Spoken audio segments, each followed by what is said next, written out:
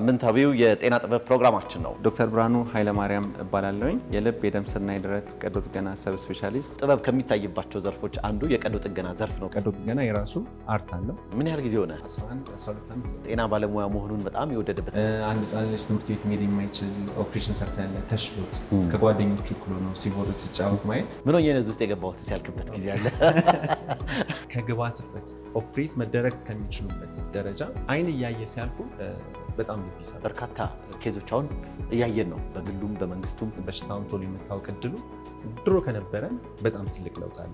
እንደው ባለኝ የህክምና ሙያ አገልግሎት ብሰጠው የኔን እርዳታ የሚፈልግ እንደው ተጨማሪ ተስጦ ይኖረው ይሆን? ልጆችን ቴኬር ማድረግ ደስ ይለኛል። ቀጥታ ወደ መረጃው እናልፋለን። ከልብ ጤንነት ጋር የተያያዘ ነው። ብሬ በጤናው ዘርፍ ላይ እንደው ትልቁ ስልጣን ቢሰጠው የኢንሹራንስ ነገር በደንብ ትኩረት ተሰጥቶት በዚህ የ8 ወር ጊዜ ውስጥ ምን ያህል ቀዶ ጥገና ሰራ? በሳምንት 3 ቀን ብቻ ነው የሚሰራው። መታከም የሚችሉ እስከ 5000-6000 ናቸው። በኢትዮጵያ ውስጥ የመጀመሪያ ሊያስብል በሚችል ደረጃ የተሰራ ቀዶ ጥገና ነው።